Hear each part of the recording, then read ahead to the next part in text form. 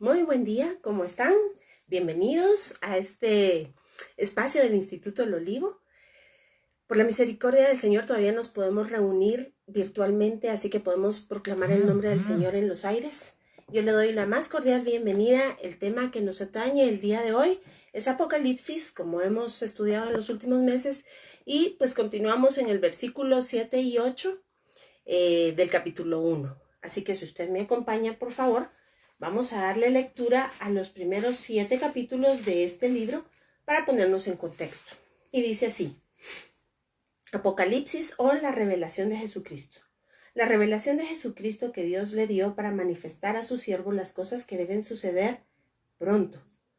Y la declaró enviándola por medio de su ángel a su siervo Juan, que ha dado testimonio de la palabra de Dios y del testimonio de Jesucristo y de todas las cosas que ha visto. Bienaventurado el que lee y los que oyen las palabras de esta profecía y guardan las cosas en ella escritas, porque el tiempo está cerca. Versículo 4. Juan, a las 7 iglesias que están en Asia, gracia y paz a vosotros, del que es, el que era y el que ha de venir, y de los 7 espíritus que están delante del trono, y de Jesucristo el testigo fiel, el primogénito de los muertos, el soberano de los reyes de la tierra, al que nos amó y nos lavó de nuestros pecados con su sangre, y nos hizo reyes y sacerdotes para Dios su Padre. A él sea la gloria, el imperio por los siglos de los siglos. Amén. He aquí que viene con las nubes, y todo ojo le verá, y los que le traspasaron, y todos los linajes de la tierra harán lamentación por él. Sí y amén. Yo soy el alfa y la omega, el principio y el fin, dice el Señor, el que es, el que era y el que ha de venir, el Todopoderoso. Si usted ha tenido la oportunidad de estar con nosotros a lo largo del estudio de Apocalipsis, se habrá dado cuenta que, inicialmente hicimos un preámbulo a este libro haciendo un estudio metatextual, y esto se refiere a estudiar la lengua, los conceptos teológicos alrededor de ella, entre los cuales vimos fiestas de Santa Convocación, Levítico 23, y una serie de hebraísmos que deben de tomarse en cuenta en el estudio de la profecía. Además, empezamos ya hace apenas un par de clases a estudiar propiamente el texto de Apocalipsis, y lo hemos hecho sigilosamente con mucho cuidado para no dar una interpretación de acuerdo a lo que nosotros creemos o lo que creemos que nos han contado que dice, sino que irnos realmente a la cuestión lingüística y a la cuestión metatextual, como le había contado. Hemos ido estudiando de palabra en palabra, de verso en verso, de versículo en versículo, y es por esta razón que nos hemos detenido tanto en estos primeros versículos. Estamos poniendo el fundamento y la base para lo que ha de venir pronto. Así que es importante recordar, o el día de hoy seguiremos estudiando, y espero que hoy podamos dar por terminado estos 2 versículos 7 y 8 que son tan profundos y que tienen tantas implicaciones proféticas que deben de ser bien entendidas. Hoy hablaremos de la disyuntiva acerca de la interpretación de las palabras en griego, especialmente lo que ha dado lugar a la teología del arrebatamiento, o si no hay arrebatamiento, vamos a verlo el día de hoy. Así que para entender nuevamente voy a repetir el versículo 7 y 8, y dice: he aquí que viene con las nubes, y todo ojo le verá, y los que le traspasaron, y todos los linajes de la tierra harán lamentación. Sí, yo soy el alfa y la omega, el principio y el fin. Es el que era y el que ha de venir, el Todopoderoso. Así que para comenzar debemos recordarnos que Dios le hizo una promesa a Abraham, de la cual podríamos ir al texto de Génesis 15, en la cual le dijo: ciertamente te bendeciré, ciertamente serás por padre de muchedumbres, y te daré la tierra. Y es que Dios no se equivoca, ni falla, ni cambia de opinión, porque esta misma promesa se la repitió a Abraham, a Isaac y a Jacob, de generación en generación. Pero, ¿sabe? La encontramos incluso hasta el último libro, en Apocalipsis, porque aquí se nos habla de los linajes. Y es que, ¿sabe? Todos los linajes de la tierra han tomado nombre del padre Abraham. Ahora bien, ¿que todos serán salvos? Por supuesto que no. Aquí hemos ido estudiando en la revelación de Jesucristo, sabemos que el término general de este libro es darnos esperanza, y cuando nos referimos a esperanza estamos hablando de la resurrección. Esto, por supuesto, incluye haber sido salvos y, como consecuencia, entonces vivir toda una eternidad con Cristo. Pero ¿qué sucederá con aquellos que no han recibido al Mesías como su único Salvador? Pues usted verá que en el transcurso del estudio del libro de Apocalipsis vamos a entender qué son las cosas que están sucediendo y las que han de suceder pronto. Y esto incluye tanto la bendición para los que han creído como la justa retribución, como está escrito en todo el libro de Deuteronomios, para aquellos que se han apartado del Señor, de Dios. Pero hoy vamos a hablar acerca de nuestra redención. Y si bien ya habíamos tocado este tema cuando hablamos acerca de las fiestas de Santa Convocación,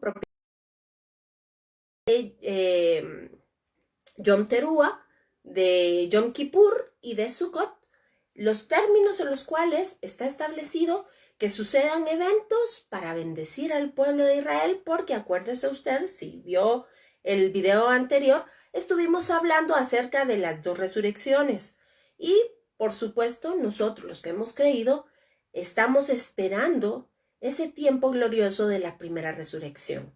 Porque la segunda, ya usted se recordará, que habla justamente de aquellos que no han creído y que serán juzgados delante del trono blanco. En su momento oportuno vamos a hablar de qué se trata el trono blanco y cuál es el mensaje de toda esta simbología. El color del trono, quién está sentado ahí, y por supuesto vamos a ir detalle por detalle. Pero déjeme recordarle que entonces al hablar nosotros de la primera resurrección y del trono de Jesucristo, no estamos hablando ya de salvación, sino que ya se sobreentiende que hemos sido los lavados por la sangre del Cordero, que estamos parados frente a su trono, y entonces será más bien para que el Señor nos dé las coronas debido a aquellas obras de justicia que habremos hecho. Ojo, que estas coronas de justicia serán las que después pondremos a los pies del Mesías, porque Él es el único digno. Si nos vamos al libro de Efesios, claramente nos dice que la salvación no es por obras para que nadie se gloríe, sino que esto es por medio de la fe. Y la fe, ¿sabe?, es un don de Dios. Así que déjeme contarle que ni la salvación ni la fe es producto de nuestras capacidades. Pero inmediatamente después de haber sido salvos y de haber sido sellados por medio del Espíritu Santo, fíjese bien que dice que el Señor preparó de antemano obras de justicia para que caminemos en ellas.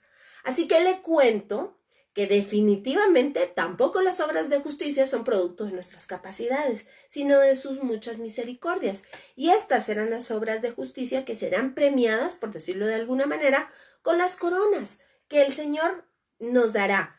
Pero ¿sabe? Estas coronas, repito, van a ser puestas a sus pies porque Él es el único digno, el único que las merece.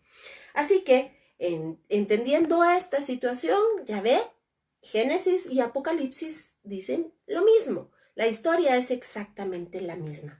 Pero el día de hoy vamos a platicar acerca de unos términos que solo se entienden en el contexto lingüístico, hebreo, por supuesto.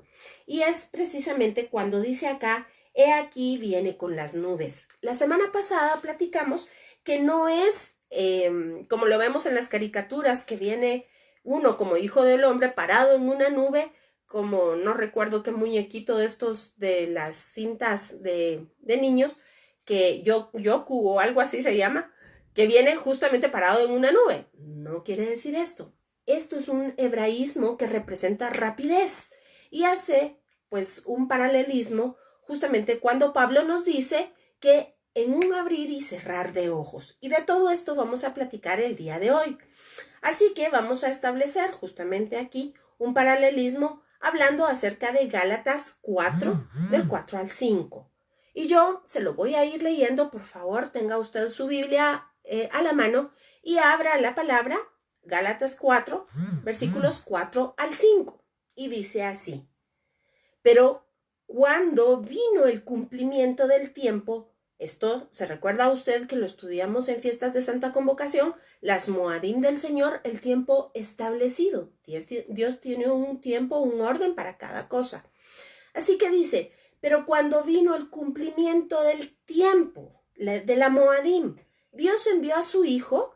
Esto, acordémonos que es la disminución de la gloria de Dios hecha hombre. Lo estuvimos platicando en eventos pasados, pero le aconsejo también, por favor, que si usted me sigue en Facebook, pueda leer ahí las gotitas de miel. Hay varias en relación a esto. Cómo explicamos lo que quiere decir el término de hijo, de acuerdo al contexto hebreo. Y además usted puede buscarlo también aquí en los videos, y hablamos acerca de la membra del Señor. En videos anteriores está todo bien explicadito. Así que cuando dice acá, envió a su Hijo, sabemos que es su propia corporalidad, tal y como dice Colosenses en el capítulo 1, y dice que Jesús es la imagen visible del Dios invisible, en quien habita la plenitud de la gloria de Dios, la plenitud de la deidad. Así que, regresando nuevamente, pero cuando vino el cumplimiento del tiempo, Dios envió a su cuerpo, a su corporalidad, nacido de mujer, nacido bajo la ley. Y esto es importante aclararlo, porque de esto y de algunos otros pasajes mal interpretados de Romanos, decir que la ley es maldición o que es algo malo y que Dios se ha retractado de la ley y que ahora, a causa de la gracia, la ley queda abolida. Déjeme recordarle que Jesucristo mismo dijo, yo no vengo a abolir la ley, sino a cumplirla. Así que, ¿qué quiere decir que Jesús nació bajo la ley? Pues déjeme contarle que Jesucristo cumplió absolutamente todo lo que de él se decía, porque Lucas 24 dice que los profetas y Moisés, es decir, toda la ley, habló de él.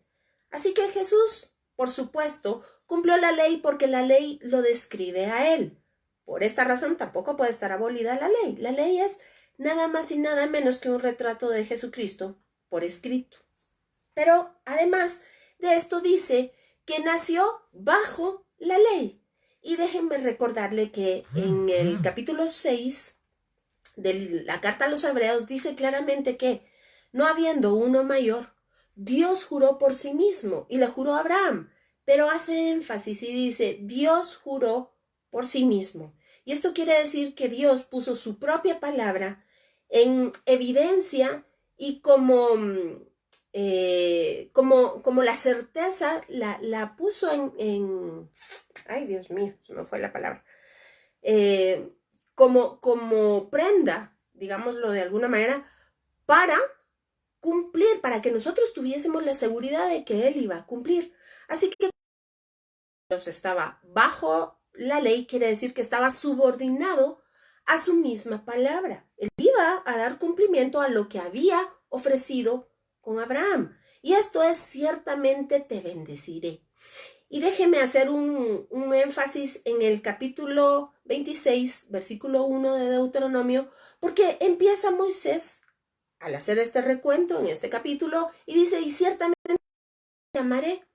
Y esto era nada más y nada menos que una profecía acerca del Mesías. ¿Sabe por qué? Porque ciertamente dice la palabra que amar y dar van de la mano, y lo hemos estudiado acá, tienen exactamente el mismo peso numérico. Así que no puede existir el amar sin dar. No puede existir el dar sin amar. Es lo mismo de acuerdo al contenido bíblico. Entonces, cuando dice que de tal manera Dios al mundo, que dio a su propio cuerpo por él, vea usted que justamente coincide con lo que acabamos de leer de Gálatas. Así que ciertamente Dios primero nos amó, para luego bendecirnos.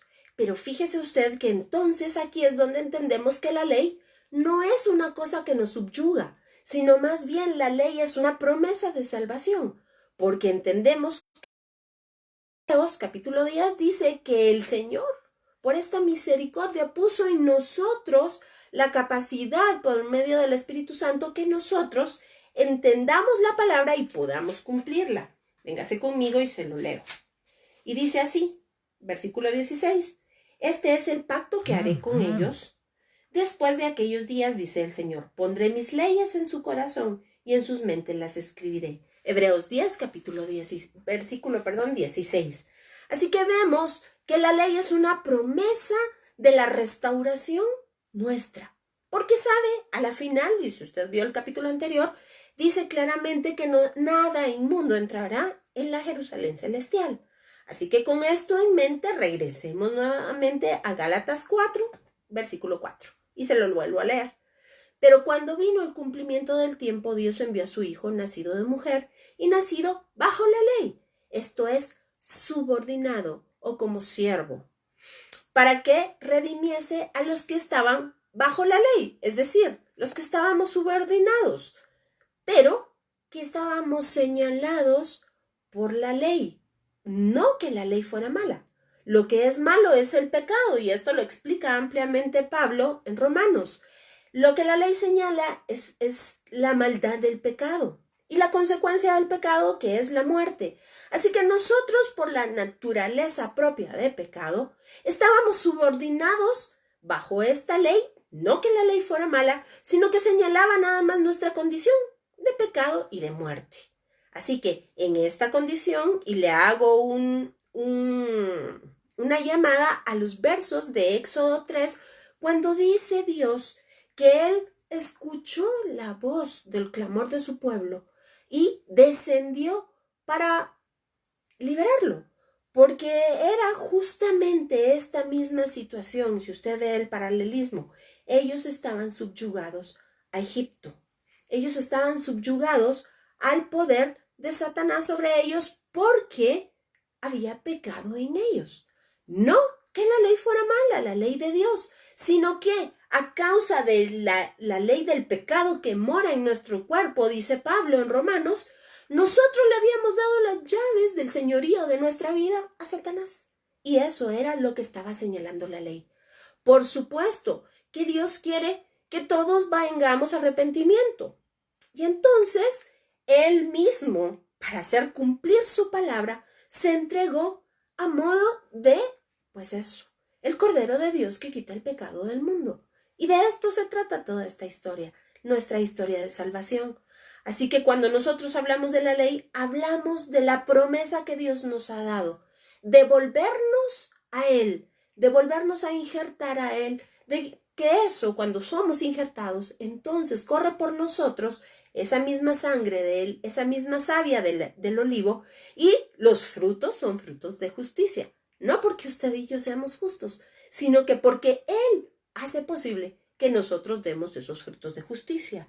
Así que entendiendo ya este texto de Gálatas, podemos continuar.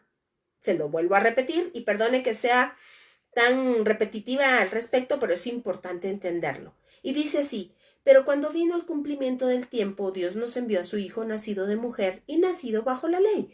Esto es, subordinado como siervo, para que redimiese a los que estaban bajo la ley, o sea, nosotros que no teníamos posibilidad de liberarnos, porque estábamos señalados del pecado, a fin, oiga bien, de que recibiésemos la adopción de hijos. Así que hablemos hoy de nuestra transformación, que es lo mismo que el apóstol Juan nos anuncia a través de Apocalipsis. Y dice así: vamos a hablar acerca de la venida del Señor. Y para esto, por supuesto, nos vamos a ir al texto de Pablo, que usted conoce muy bien, en 1 de Tesalonicenses capítulo 4. Versículo 13 dice así: tampoco queremos, hermanos, que ignoréis acerca de los que duermen. Y vea usted esta expresión. En el texto griego, la palabra que aparece acá no es propiamente los que duermen, los que tienen sueño, no, porque podría darse una ambigüedad de términos. Aquí dice los que están acostados. Y esto en la mentalidad griega y hebrea, pues es los que están muertos. Ahora bien, ¿quiénes son estos que están muertos? Véngase conmigo, por favor, a Isaías 26. Y leamos lo que dice ahí. Y bajo este parámetro vamos a interpretar las escrituras. Es Isaías 26, versículo 19. Vea lo que dice ahí. Tus muertos vivirán y sus cadáveres resucitarán. despertad, cantad, moradores del polvo, porque tu rocío es cual rocío de hortalizas y la tierra dará sus muertos. Muy bien. Entonces vea usted que ya Isaías nos anunciaba que los muertos habrían de resucitar y con gran gozo. Pero vea usted que a los muertos les llama moradores del polvo. Y si usted vio los videos anteriores, hablamos justamente, y déjeme hacer memoria, desde Génesis, cuando el Señor creó al hombre del polvo de la tierra. Y pues en estudios anteriores, hemos ahondado en esto, y Dios puso especial énfasis, dice ahí, por gematria, pudimos descubrir que a los animales los hizo con una sola mano, mientras que al hombre empleó ambas manos para hacerlo. Y esto, por supuesto, es un simbolismo. Pero dice claramente que al hombre lo sacó, su materia prima fue el polvo de la tierra. Y entonces la cultura hebrea expresa que donde Dios tomó ese polvo de la tierra para hacerlo a usted o para hacerlo a mí, quedó ese espacio ahí. Y sabe, es ahí donde vamos a ir el día que muramos, a llenar con nuestra propia carne el polvo que fue tomado. Pero, por supuesto que no hay desesperanza, porque claramente dice acá, tus moradores vivirán, sus cadáveres resucitarán. Despertad y cantad, moradores del polvo. Despertad y cantad. Vea con qué gozo habla. Porque tu rocío es cual rocío de hortaliza y la tierra dará sus muertos. Y la tierra dará sus muertos. Y esta es la clave. La tierra dará sus muertos. Y usted verá por qué hago énfasis en un momentito a esta expresión. Véngase por favor a 1 Samuel 2:6 y seguiremos entendiendo ahí qué quiere decir la palabra.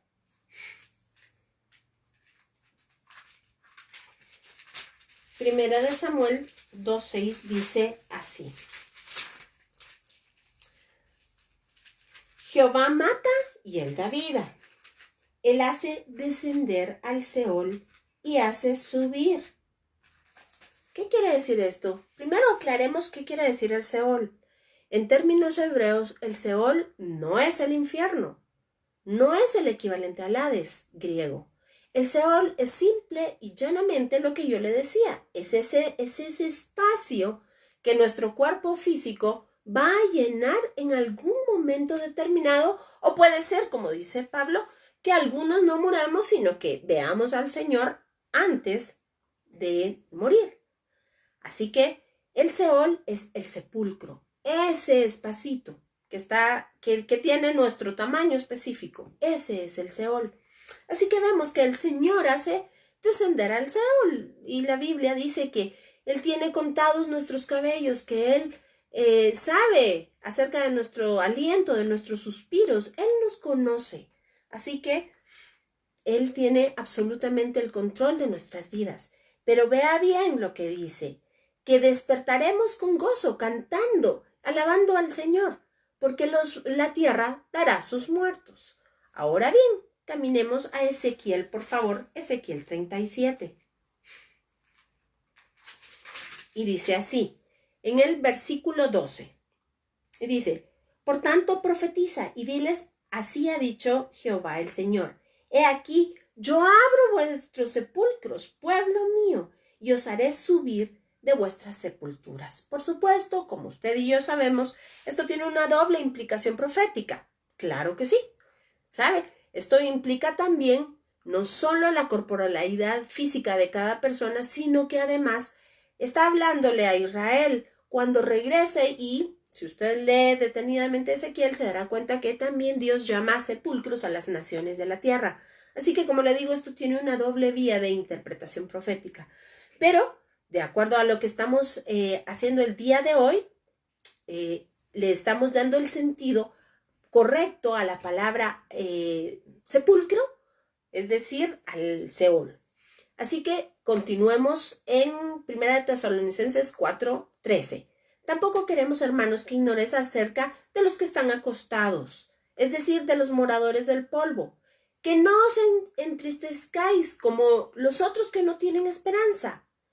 porque la esperanza, usted y yo sabemos que es la futura resurrección. De eso se trata Apocalipsis. Así que aquí hablamos de la primera resurrección, la de los justificados. Y sabe, la semana pasada estuvimos hablando del texto de Hechos 26 que decía, ¿cómo es posible que, por supuesto se lo estoy parafraseando, pero que ustedes se inquieten o que ustedes se asombren porque Dios resucita a los muertos? Pues ya lo vimos en el texto de Isaías, lo vimos en Samuel.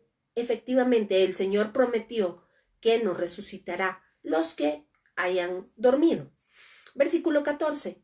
Porque si creemos que Jesús murió y resucitó, oiga bien, esto quiere decir se levantó. Si usted busca en una Biblia interlineal griega, entonces verá que la palabra que utiliza no es resucitó, sino es se levantó. Así también traerá. Y ojo, porque de esto vamos a platicar y esto es muy importante. Y dice, así también traerá con él a los que murieron en él. Y vea usted, aquí le quiero hacer la aclaración de acuerdo al verbo que se utiliza del griego. La traducción correcta sería, no que vengan con él del cielo, sino que los tendrá con él. Y vea usted aquí ya atando todas las ideas de lo que hemos venido hablando. ¿Se recuerda usted que la palabra dice que los muertos, la tierra dará a sus muertos, que los muertos se levantarán, que el Señor abrirá los sepulcros? Pues a esto se refiere precisamente Tesalonicenses. No que vengan del cielo, porque déjeme contarle que hay aquí una mala interpretación y es que nadie ha traspasado los cielos, únicamente Jesucristo. Y póngase a pensar en el sentido lógico, ¿qué lógica tendría si ya todos los muertos están con Cristo allá, que haya una resurrección? No tiene ninguna lógica. Así que vamos al texto griego. Lo que le estoy contando, usted mismo lo puede ver en una Biblia interlineal y hacer su propia traducción. Así que dice que el Señor tendrá con él a los muertos, por supuesto, resucitados. Ahorita lo vamos a ver. La palabra en griego que se utiliza acá es axi, que es derivado del verbo exo.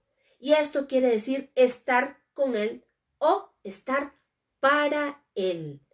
No existe el verbo tener ni en griego ni en hebreo.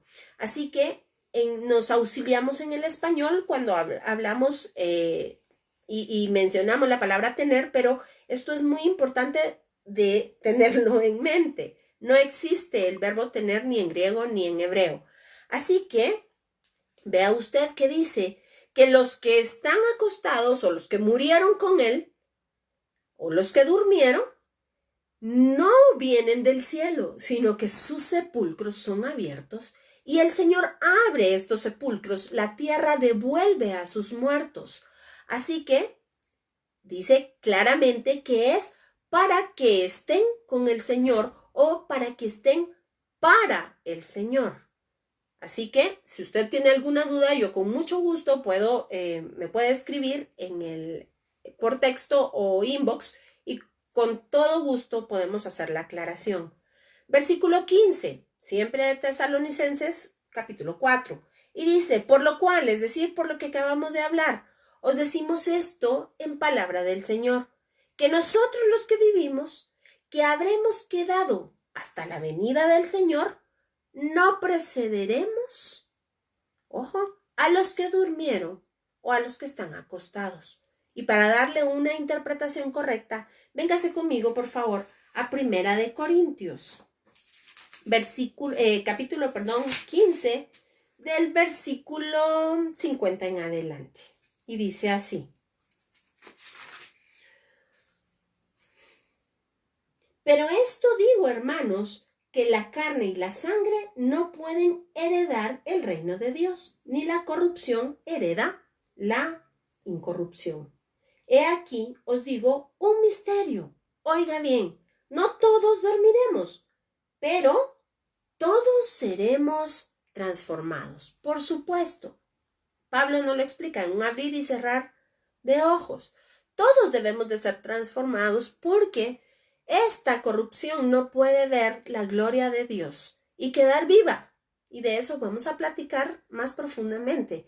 Entonces será en un momento un abrir y cerrar de ojos, y como lo repito, de esto estuvimos hablando en la fiesta, cuando nos referimos a la fiesta de Yom Kippur hace unos videos atrás.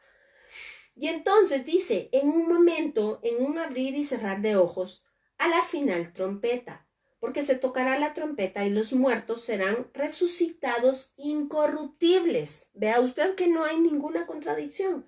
Y nosotros seremos transformados. Así que los muertos ya fueron levantados de una manera especial, incorruptibles. Pero nosotros, los que habremos quedado, seremos transformados, porque es necesario que esto corruptible se vista de incorrupción y esto mortal se vista de inmortalidad. Y cuando esto corruptible se haya vestido de incorrupción y esto mortal se haya vestido de inmortalidad, entonces se cumplirá la palabra que está escrita: sorbida es la muerte en victoria. Permítame un momento. Así que, aquí está. Muy bien. Muy bien. Entonces, es importante entender esto. Y esta es la razón por la cual el Mesías se disminuyó a sí mismo. Y esto estaba anunciado desde el versículo 2 del capítulo 1 de Génesis, cuando dice que Dios precisamente dijo, y sea la luz. Y hemos entendido en esos estudios que no habla de la plenitud de la luz, sino habla de la nogá, que es tan solo un haz de luz que entró a la creación. Porque si Dios se hubiese, revelado a sí mismo en su totalidad, en el Keter de Dios, en la plenitud de la gloria, ¿sabe? Hubiera deshecho esta creación. Nosotros no podemos estar delante de Él. Por eso es que Pablo nos explica que ahora, por un breve periodo de tiempo, nosotros le conocemos como por espejo, pero llegará un momento en el cual le veremos cara a cara, paná el paná. Así que esto es una promesa de salvación. Así que continuemos, por favor. Versículo 16 de Primera de Tesalonicenses, capítulo 4. Y dice, por lo cual os decimos esto en palabra del Señor, que nosotros que vivimos, que habremos quedado hasta la venida del Señor, no precederemos. Y esta palabra es importante para hacer una exégesis correcta y una hermenéutica, es decir, un cruce de palabras. No precederemos. Es decir, no vamos a, o más bien, para ponerlo de una manera más práctica, los muertos van a resucitar primero y después nosotros. Pero esto también tiene una implicación que usted verá en un momentito. No precederemos. Y dice, a los que están acostados, porque el Señor mismo, con voz de mando, con voz de ángel, con trompeta de Dios, esto quiere decir entre shofares, y déjenme recordarle que en la traducción se utiliza la palabra trompeta, pero en el uso práctico del tabernáculo y del templo, solamente las trompetas descritas en Números 10, que eran 2 de plata, son las que aparecen en este uso. Por lo demás, y consiguiente en toda la palabra, se habla del shofar, que es el cuerno del carnero tratado de cierta manera y que pues ejerce un sonido muy importante, y están descritos 3 sonidos importantes, entre ellos el terúa, de donde toma nombre una de las últimas fiestas de Santa Convocación, aquella que da inicio en Tishrei primero. Así que cuando dice acá que será con voz de arcángel, no crea usted que Dios mismo va a venir hablando o haciéndose el anuncio, sino que los ángeles serán aquellos que toquen las trompetas. Y dice, con trompeta de Dios, por supuesto, con anuncio de Dios. Y déjeme hacerle una analogía, pero incluso hasta en los cuentos de hadas se ve cómo reciben a los reyes entre sonidos de trompetas. Así que esto es para darle toda la gloria y la honra al Señor. Miriadas y miriadas de ángeles estarán tocando las trompetas antes de que el Señor venga. ¿Cómo lo sabemos? Pues está descrito en la palabra. Hay un sinfín de versos que hablan del shofar y como el anuncio del shofar es, entre otros, y por sobre todo el anuncio de que el Señor viene. Pero hablando propiamente del libro de Apocalipsis, vea usted que primeramente se van a abrir los sellos y luego darán inicio a las trompetas. ¿Para qué? Cuando venga el Señor, estos son las copas, ya haya sido previamente anunciado. Así que la Biblia no se contradice en ningún punto. Es todo exactamente lo mismo. Así que versículo 17. Luego, nosotros los que vivimos, los que hayamos quedado, seremos arrebatados. Y ojo, porque aquí la palabra debiese ser transformados. Y vamos a hablar en un momento acerca del griego y el hebreo que representa esta palabra arrebatados, transformados. Y dice, juntamente con ellos, en las nubes. Y déjeme decirle que en el griego no existen los artículos. Entonces debiésemos de traducir juntamente con ellos en nubes. Y esto usted sabe que es en el texto, en el contexto hebreo, es un sinónimo de rapidez. Así que dice que recibiremos al Señor en el aire. Y la palabra utilizada para el griego es air. Esto tiene una implicación del texto hebreo. Por supuesto, no es lo que usted piensa. Así que dice que estaremos siempre con el Señor. Y esto es 1 de Tesalonicenses 4, 13, 18. Ahora bien, vamos a ver a qué se refieren todas estas anotaciones que hemos hecho. Muy bien, déjeme contarle que cuando se habla de y seremos arrebatados, en el griego se utiliza esta expresión, harpayesometa, que viene derivada de la palabra harpago o harpayin. Y esto en el griego, en el uso de la Septuaginta, se utilizó de dos maneras. La primera se utilizó para traducir del verbo hasal. Y esto indica una acción de cuando un animal coge una presa. O sabe cuando una mujer echa entre el horno una torta y debe de sacarla con rapidez. De la misma manera que un animal toma una presa y debe arrebatarlo o hacer harpago o harpazo. También se deriva de aquí la palabra arpilla. Y es de donde se ha formado la teología precisamente que habla acerca del arrebatamiento de la iglesia. Usted ya sabe a qué texto me estoy refiriendo y es precisamente al de Pablo, cuando dice que en un abrir y cerrar de ojos seremos arrebatados y transformados. Así que esto va de la mano. Pero la segunda implicación etimológica para esta palabra es para describir el verbo hataf del hebreo, que quiere decir anticiparse a algo o adelantarse a un evento. Así que hay varios ejemplos de esto. Hay un uso de vocales que es hataf, fatah, hataf, kamatz, al cual se anticipa un ashbat. Y esto nos da la idea, ¿qué quiero decir con todo esto? Esto es un juego de palabras que únicamente con la antelación de las palabras podemos armar un sentido lingüístico. Así, en el contexto quiere decir que antes de la muerte física, que nosotros suframos la muerte física de los que habremos quedado, tendrá lugar o se antecederá la transformación de nuestros cuerpos físicos. Para traducirlo de un modo más literal, tendríamos que decir entonces en este texto, pero nosotros seremos anticipados. ¿Y esto qué incluye? Por supuesto, seremos, a ver, ¿cómo se lo explico? La situación normal que atraviesa un ser humano es crecer, morir, crecer, nacer, crecer, reproducirse y morir. Pero en ese preciso momento queda parado ese proceso y entonces es ahí cuando describe la palabra que seremos raptados de ese proceso. Quedará estancado ese proceso y no veremos la muerte, sino que seremos transformados. Esa es la la expresión correcta que se refiere el verbo hataf en el hebreo.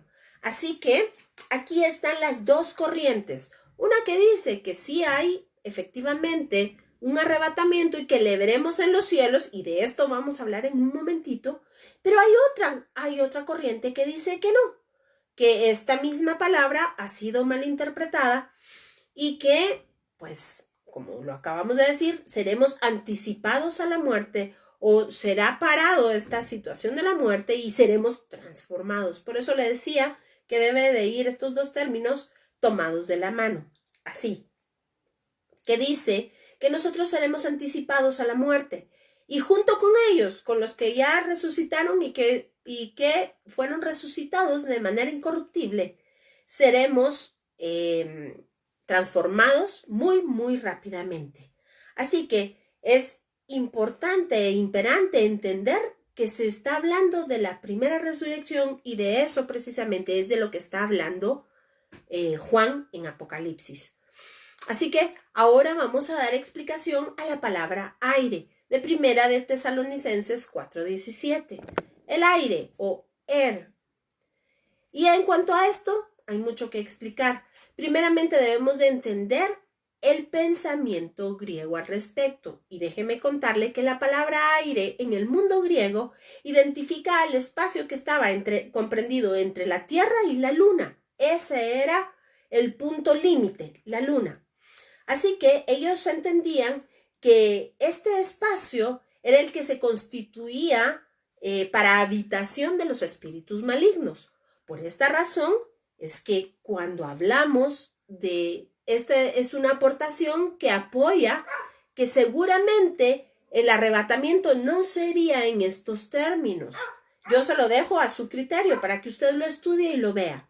Pero dice así entonces, que no podríamos relacionarlo con el cielo y no hay tampoco un versículo que apoye que después de ser arrebatados y estar en las nubes, si nos vamos a la transliteración y al pensamiento griego, ¿qué sucedería con los muertos y con los que han sido transformados? Porque no hay ningún versículo que aporte qué pasa después. Si por consecuencia lógica, pero esto solo es un pensamiento, pues muchos explican que nos iríamos al cielo y ahí habitaríamos con el Señor. Se lo dejo, como le repito, a su criterio. Así que, para regresar a lo que estábamos hablando del arrebatados en el aire, veamos lo que la traducción al hebreo quiere decir. Así que, arrebatados en el aire, tendríamos que hacer la conversión de la palabra aire al hebreo. Y esto es el equivalente a la palabra keter, que significa corona de gloria o la totalidad, imagínese usted, la totalidad de la gloria de Dios. Y esto, por eso, hicimos tanto énfasis en la transformación, tanto de los muertos que resucitan incorruptibles como de nosotros, que ya para este punto fuimos transformados. Porque enfrente de la magnitud de la gloria, de la plenitud de la presencia y del poder de Dios, no podríamos estar. Así que por eso es tan importante. Y déjeme recordarle que incluso en Éxodo, cuando descendió la gloria de Dios sobre Sinaí, ni siquiera fue la totalidad, y aún así registra la Torá oral que todos cayeron muertos delante de la presencia del Señor y que Él por misericordia los levantó. Así que todas estas ideas debemos de tener en mente para poder darle un significado correcto a la palabra. Así que el objetivo de nuestra transformación es estar presentes en la coronación del Mesías como Rey. Alguno preguntará con toda la razón del caso, si Jesús es Dios y Dios siempre es Rey, entonces ¿por qué la coronación del Rey? Y déjeme contarle, efectivamente, Jesús es Dios y Jesús es Rey y Él siempre ha sido Rey, siempre ha sido Dios. Y usted lo puede ver, aquí estuvimos platicando precisamente en el texto de Isaías 9, cuando dice, un niño nos es nacido y principado sobre sus hombros, y se dará su nombre, admirable consejero, Dios fuerte, Jesús es Dios. Entonces, ¿qué sucede con este principado? Pues déjeme contarle que hay una historia preciosa y es la historia de salvación. Y aquí es cuando Dios mismo decide hacerse pueblo, hacerse amigos. No, no porque Él ordenara. Para Él sería muy fácil hacer una serie de robots y tener quien lo alabara de día y de noche. Es más, tiene ángeles que lo alaban y lo exaltan, cantando canciones, como dice acá, angelicales, hermosas. Pero sabe, Él quiere corazones, Él quiere relación, Él quiere una identidad, una identificación. Así que a esto es lo que se refiere la Biblia cuando dice que el Señor va a ser coronado rey sobre la tierra. Usted y yo le vamos a dar absolutamente toda la gloria y la honra porque se nos ha sido revelado el Mesías, se nos ha sido revelado Dios mismo. Y entonces es que nosotros podremos echar estas coronas que nos han sido dadas porque Él es el único digno. En la Biblia se utiliza una palabra que se ha traducido al español como conocer. Y usted sabe que en Génesis habla precisamente que Adán conoció a Eva. Y esto habla de la relación sexual. No hay una relación entre humanos que sea más profunda y más extensa, más alta y más digna que una relación sexual. Y fíjese que es precisamente este el término que Dios utiliza cuando habla de la novia de su iglesia con Él, que le conozcamos.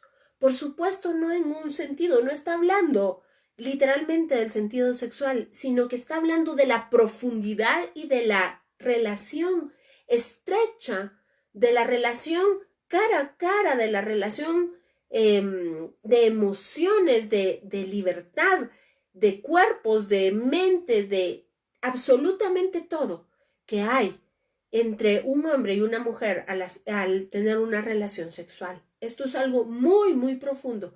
Y esto es lo que el Señor nos habla y nos describe en el libro de Cantares. Por eso es un libro que también, al igual que Apocalipsis, es un libro narrado en símbolos. Pero es un libro muy profundo, lleno de amor, del amor que Dios nos ha descrito a través de Efesios capítulo 5.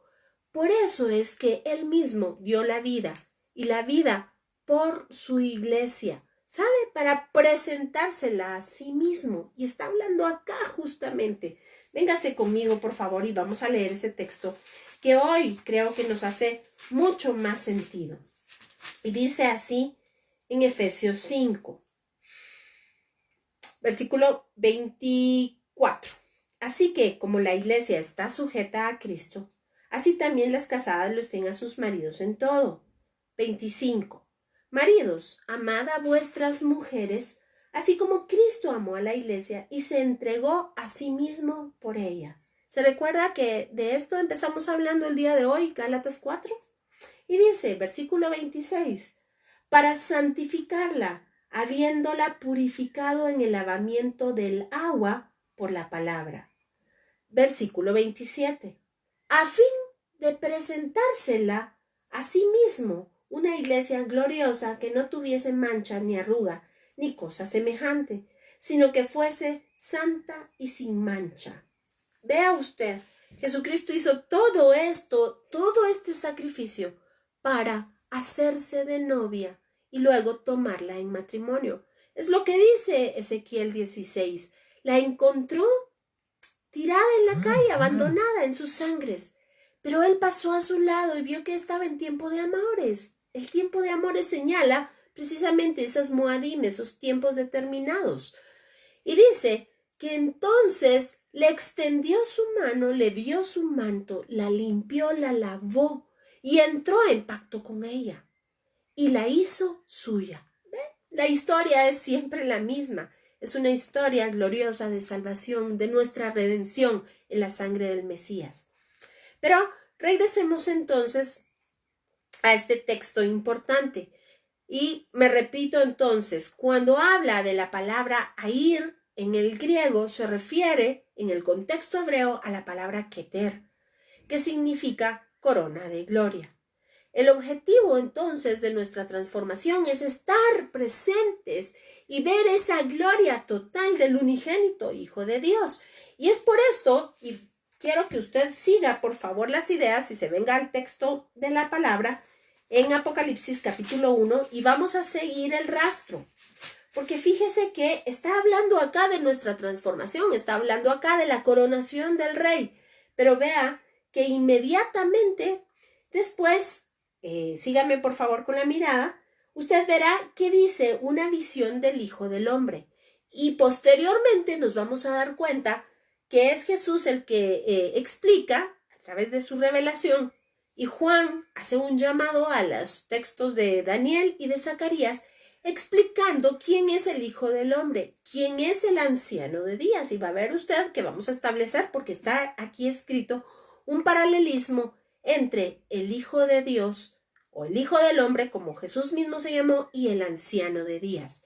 Yo le suplico, si usted tiene la oportunidad de ver unos videos atrás, hay uno que está titulado como La teología de la Merkabah y le va a dar una idea mucho más amplia, basado en Ezequiel capítulo 1, de lo que vamos a hablar la próxima semana. Así que dice acá que nosotros estamos invitados a ser parte de esa coronación, porque de eso se trata. Para eso hizo Dios todo este plan de salvación. Para eso Él interpuso su palabra justamente como garantía, para que nosotros sepamos que Él va a cumplir. Y por eso es que murió, para cumplir su palabra, para darnos a nosotros salvación, porque nosotros no teníamos otra manera. Así que se hizo pueblo, se hizo novia, se hizo esposa para sí mismo. Y además se la presentó a sí mismo sin mancha, sin arruga, después del lavamiento de la palabra, el lavamiento del agua. Es todo un plan majestuoso, pero muy amoroso de salvación. Así que es importante entender esto. Él realmente nos anhela. Así que hoy día Jesús dice en la carta a los Hebreos que está como sumo sacerdote, porque intercede por nosotros de día y de noche. Por supuesto, Él clama para que nosotros vivamos en santidad. Él es nuestra fuerza, esa fuerza que mora en nosotros, para que nosotros podamos vivir cada día siendo más como Él, siendo más a la altura del varón perfecto. Pero entonces usted me dirá, ¿qué tiene que ver entonces aquel texto de los evangelios que dice que Él va a preparar muchas moradas? Y esto es otra cuestión de interpretación. ¿Sabe? Efectivamente, Él preparó muchas moradas. Usted y yo somos esas moradas. Es el ofrecimiento, es la promesa, es la esperanza de Israel. ¿Sabe cuál es esa? Pues eso, el derramamiento del Espíritu Santo, del Ruach HaKodesh. La certeza de que la Shejina ya no viviría más en el tabernáculo del desierto, ni tampoco en el templo de Israel, sino que usted y yo seríamos la morada para este tiempo. Así que a eso se refería cuando decía, Él va a preparar muchas moradas para nosotros. No crea que son castillitos ahí arriba en el aire o en los cielos o no sé dónde. Definitivamente no se refiere a eso. Si vamos, y lo exhorto nuevamente, que vaya a la Biblia interlineal en el griego y se dé cuenta de la traducción correcta. Así que, dando explicación a estos textos, pasamos ahora al texto de 1 de Tesalonicenses 4:16, cuando dice con voz de ángel o con voz de trompeta, aunque ya hablamos de esto. Y por supuesto son shofares tocados por ángeles para recibir al rey, así como se describe en Apocalipsis. Y como yo le había platicado, este será el último evento antes de la venida de Jesús, entre trompetas. Pero ahora pasémonos por favor al texto de Apocalipsis 1:8. Y dice, yo soy el alfa y la omega. Esto es el primero y el último. En el hebreo es importante señalar esto, que dice, yo soy el alfa y la O, porque para este punto, cuando Juan está escribiendo este Apocalipsis, no existía la palabra omega. Esto viene hasta mucho tiempo después. Así que es importante entender esto por la cuestión de la lingüística. Si nosotros lo tradujéramos al hebreo, tendríamos que decir, yo soy el alfa y yo soy la alef y la tab, la primera y la última letras del alfabeto hebreo. Porque la O no existe es más, no hay vocales en el alfabeto hebreo. Así que para razones lingüísticas, nosotros tendríamos que decir alfa y tav, con todo lo que esto implica. Y algo platicamos la semana pasada al respecto. Pero fíjese que acá el Señor dice, en el contexto hebreo, por supuesto, yo soy el principio y el fin. Esto es el Rishon y lo que sigue. La semana pasada hablamos que en el texto griego hay una situación de horizontalidad, mientras que en el texto hebreo es una cuestión de totalidad. Porque, ¿sabe? En el texto hebreo, dentro de la mentalidad hebrea, podría existir yo soy el alfa y el omega y en medio hay varios. Y por eso se han sumado una serie de conceptos teológicos equivocados. Mientras que en el concepto hebreo persiste la idea del Ejad. Esto es el de un solo Dios. Así que yo soy el Rishon, dice el Señor, y además todo lo que sigue inmediatamente. Y esto es lo que se refiere Pablo cuando habla que Jesús es la cabeza, y vea usted, y además, y la iglesia es el cuerpo. A ver, acá se mira. Jesús es la cabeza y la iglesia es el cuerpo. Y esto es importante porque no puede ser cabeza de una cosa y cuerpo de otra. Es una inmediatez, es una sola cosa. A eso se refiere cuando todo lo que Pablo nos ha explicado, que entonces le veremos y entonces seremos transformados y entonces, porque encajaremos exactamente con Él. No, ojo, no que seamos pequeños dioses o hijo de tigre, decía por ahí alguien, ¿verdad? En una aberración teológica, ¿verdad? Sino que el Señor por misericordia, como dice en Génesis, nos ha compartido su imagen y semejanza, no que seamos pequeños dioses, no que seamos pequeños Elohim, que eso tiene otro concepto totalmente cuando nos vamos a la escritura, y eso quiere decir jueces, pequeños jueces. Pero no que seamos pequeños dioses, eso es propiamente nueva era, pero sí que el Señor nos adopta. Es lo que está descrito en Romanos capítulo 11. Somos injertados en Él. Es lo que Jesús dijo cuando se refirió al tohu efe. Despegados de mí, nada podéis hacer. Yo soy la vid, ustedes son los pámpanos. Si se caen, se mueren. Nada pueden hacer. A eso se refiere esto. Así que también Pablo dice, Jesús es la cabeza, la iglesia es el cuerpo. Vea usted qué importante es esto. Y a esto se refiere cuando el Señor dijo, yo soy la Alef y la Tav. Él es absolutamente todo. Por eso la palabra dice que Él lo llena todo en todo. ¿Sí? Así que, como le digo, la palabra sola se reinterpreta. Así que Pablo también dice que en Él están escondidos todos los tesoros de la sabiduría y del conocimiento de Dios. Así que en su traducción al hebreo, Alef y Tav, acá está, lo encierra absolutamente todo lo creado, todo cuanto existe, todo el conocimiento, toda la sabiduría de la plenitud de la gloria de Dios están en Jesucristo.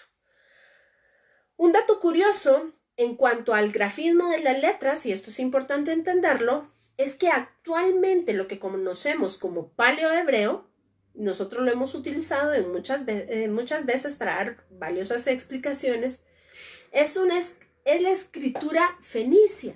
Déjeme contarle que incluso el Talmud de Babilonia registra que por ser el hebreo una lengua, no tiene un alfabeto propio.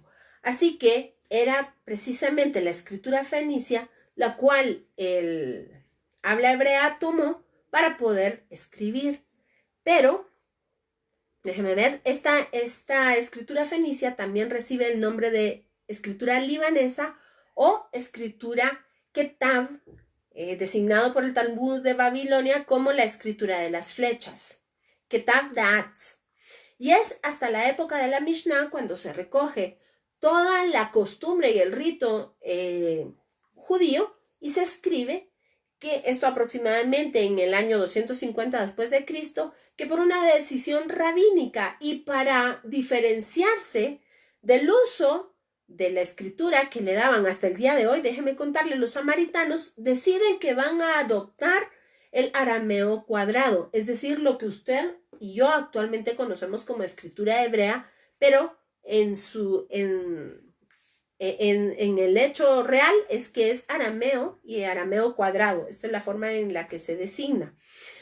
Y déjeme contarle que no solamente hay un cambio en la escritura, sino que también se registra precisamente en este mismo tiempo una forma distinta de oración para los hebreos. Y esto como queriéndose apartar de los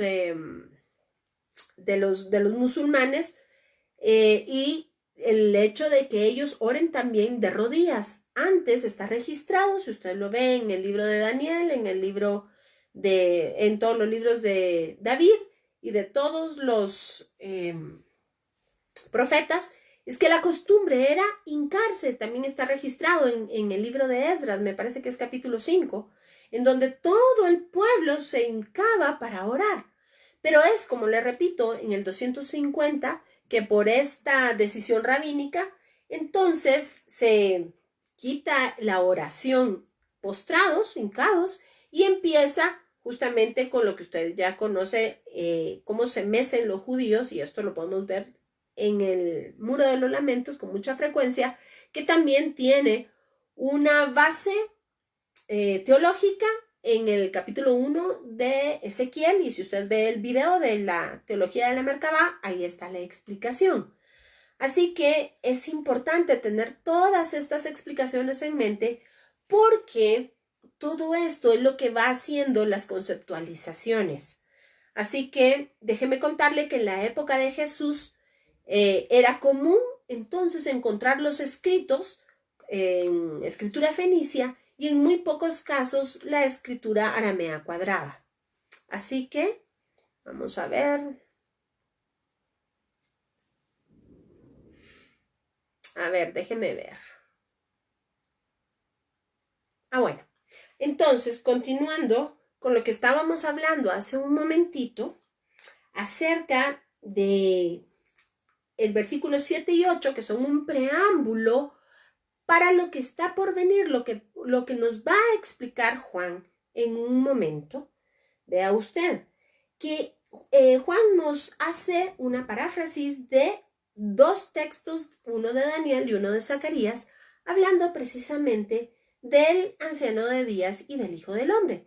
Así que lo que Juan hace es, por decirlo de alguna manera, por explicarnos, es que en el versículo 7 él pone el título, hace un paréntesis en el versículo 8 y después, a partir del 9, y esta es la razón que por lo menos en la Biblia Reina Valera aparece como una visión del Hijo del Hombre.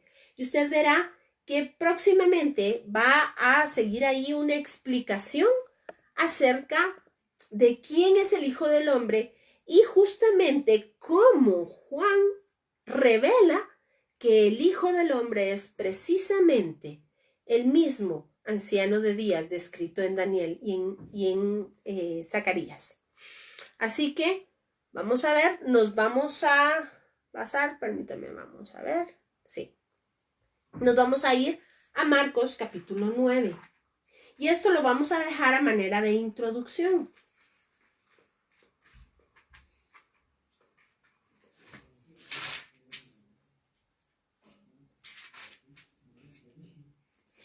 En el versículo 2, solo permítanme por favor tomar un poco de agua.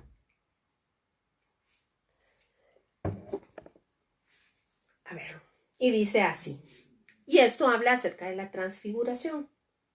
Y dice, 6 días después, Jesús tomó a Pedro y a Jacobo y a Juan y los llevó aparte, solos a un monte alto, y se transfiguró delante de ellos. Y sus vestidos se volvieron resplandecientes, muy blancos, como la nieve, oiga usted, tanto que ningún lavador en la tierra los puede hacer tan blancos. Y les apareció, dice acá, hay un error y vamos a verlo. Y les apareció Elías con Moisés, que hablaban con Jesús. Entonces Pedro dijo a Jesús: Maestro, bueno es para nosotros que estemos aquí y hagamos 3 enramadas, una para ti, otra para Moisés y otra para Elías, porque no sabían lo que hablaba, pues estaban espantados. Entonces vino una nube que hizo sombra y desde la nube una voz que decía: Este es mi Hijo amado, a él oíd. Y luego, cuando miraron, no vieron más a nadie consigo, sino a Jesús solo. Y descendiendo ellos del monte, les mandó que nadie dijese lo que habían visto, sino cuando el Hijo del Hombre hubiese resucitado de los muertos. Así que dice, bueno, dejémoslo ahí. Esto es primordial porque recuérdese usted que en el Evangelio se dice que algunos no morirían hasta que viesen el Hijo del Hombre con su gloria. Bueno, entonces hagamos un recuento de los hechos. Ya platicamos acerca del libro de Génesis capítulo 1 cuando entra la Nogá, y va a disculpar que todavía no he logrado quitar la función de espejo del teléfono, pero vamos a tratar de... No.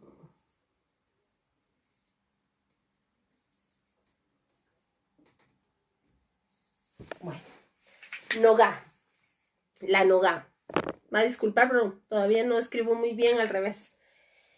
Entonces, la Nogá es eso precisamente, un haz de luz que entró a la creación, pero no es la gloria total de Dios. Incluso hablamos hace un momento que Moisés subió al Sinaí, pero tampoco contempló la gloria de Dios, porque si la gloria de Dios hubiese descendido a la tierra, lo hubiese deshecho totalmente. Así que vemos que había una promesa, que el reino de los cielos se acercaría. De esto se trata. Y el reino de los cielos, hemos platicado, es el Malhutó de Dios, es decir, Jesucristo, es la corporalidad de Dios. Él es el reino de los cielos. Y esta es la razón por la cual en el Padre Nuestro dice, el reino de los cielos se ha acercado. El reino de los cielos se ha acercado. Jesús es el reino de los cielos. Entonces, vea usted que dice que era necesario que algunos viesen la gloria del reino de los cielos. Por supuesto, en el entendido de toda la palabra, que nadie puede ver a Dios, ese Dios invisible, y continuar con vida. Así que aún con esta visión que hemos visto en Marcos, Dios se mide, por decirlo de alguna manera. Esta es la razón por la cual Filipenses 2 dice que haya este sentir que hubo también en Cristo, el cual, siendo en forma de Dios, no estimó esta forma de Dios a la cual aferrarse, sino que se despojó de esta forma y adquirió otra forma, la de hombre, para que en esta forma o en esta condición, dice literalmente, hacerse siervo y morir hasta muerte y muerte de cruz. También acabo de escribir unas gotitas con relación a esto y se hizo maldición. Es importante que usted lo pueda leer. Está dividido en 3 partes. Acerca de cómo efectivamente Dios se hizo maldición. Es decir, eso. Se despojó a sí mismo y se humilló hasta lo sumo, haciéndose hombre, y hasta lo sumo en una muerte que estaba descrita en Deuteronomio. ¿Sabe? A causa nuestra. Pero regresando entonces a nuestro texto, porque era importante que estos 3 apóstoles vieran la gloria de Dios. Por supuesto, si nos vamos al texto en griego, encontramos que lo vieron en una visión. Si Dios hubiese descendido, le repito, destruye la creación, no digamos a ellos 3, lo hubiera destruido todo. Entonces, nada más como por por dosis, como por goteo, para no destruir la gloria, pero era necesario, porque usted ve que luego dice que lo pueden contar hasta que Él haya resucitado. Pero regresemos entonces. Y dice acá, que después de estos 6 días y tomó a estos 3 y los subió al monte alto, y dice que se transfiguró. Pero la palabra utilizada acá en el hebreo, en el griego, es metamorfí, o usted ya sabe que se deriva de metamorfosis, y esto es cambiar la forma o ir más allá de la forma. Y usted ya me entendió entonces el concepto de esto. Véngase conmigo entonces a Filipenses capítulo 2. Y esto le va a hacer un clic total.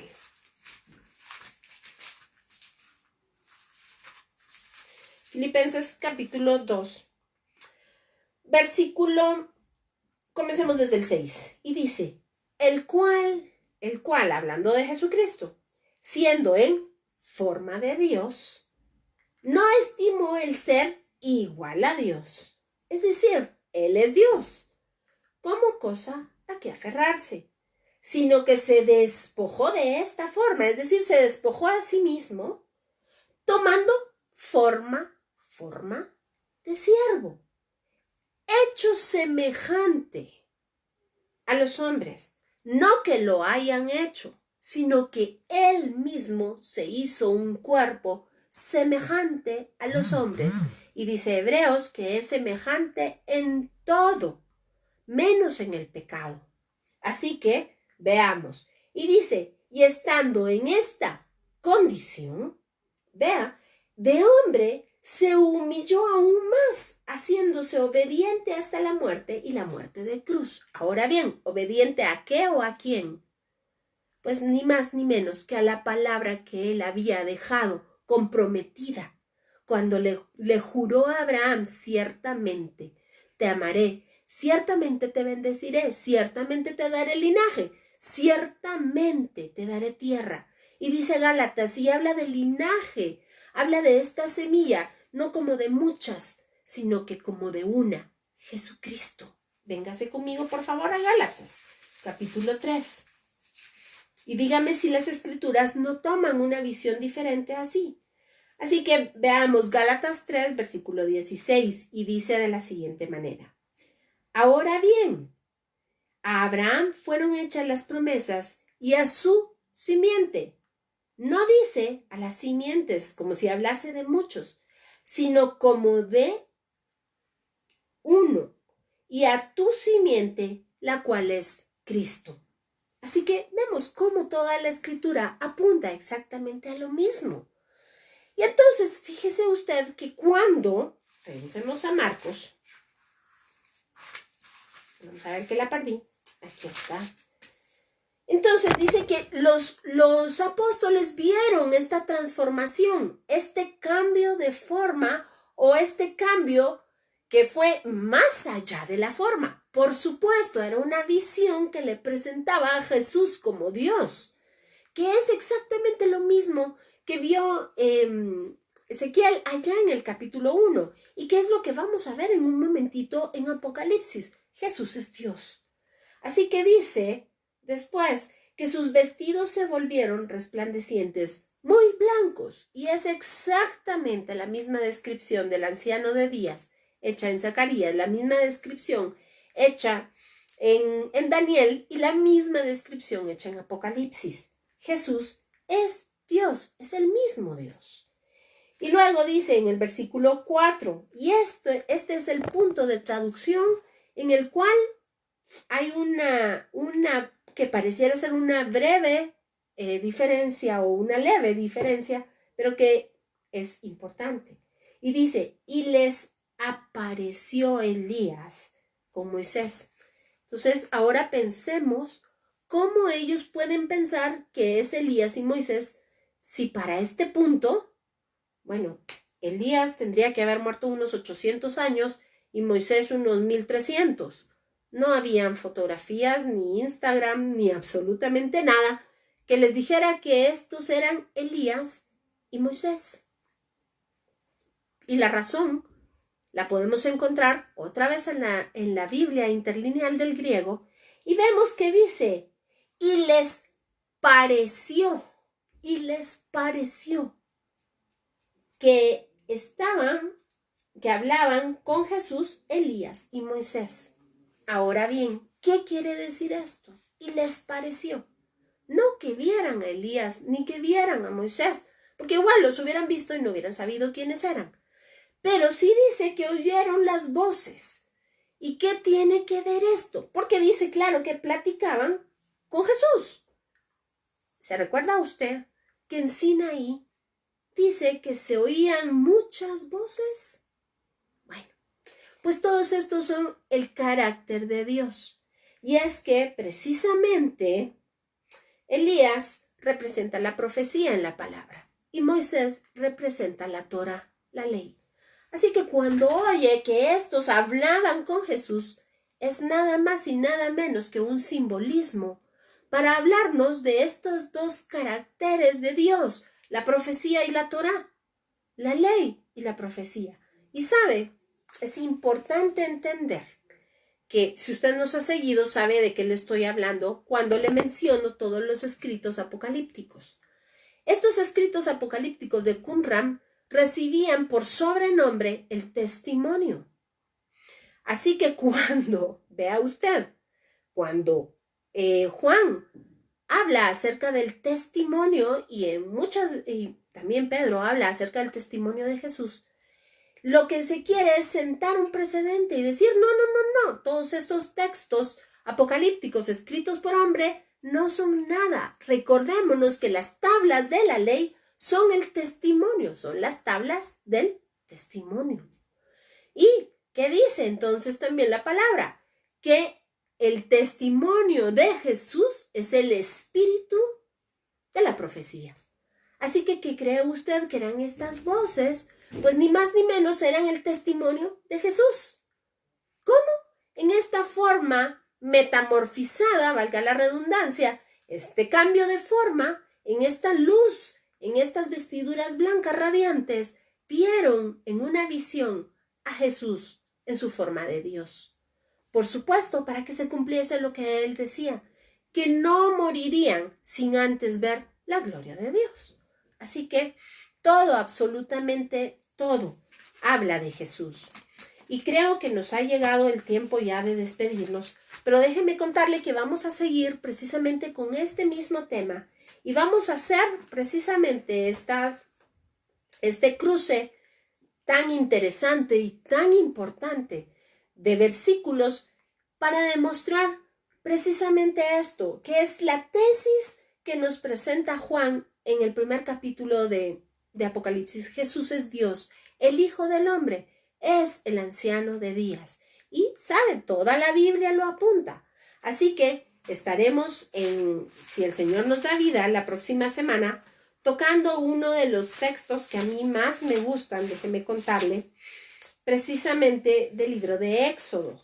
Y es aquel hermoso pasaje cuando Moisés le dice previamente al Señor, no me permitas que vaya si tu presencia no va conmigo. Y luego, vea usted cómo había una relación tan íntima entre Moisés y Dios y le dice, pero ¿sabes qué? Muéstrame tu gloria. Y vamos a hablar precisamente de qué quiere decir esto, que el Señor lo haya escondido en la peña. ¿Cómo le mostró su gloria? ¿Cómo vio sus espaldas?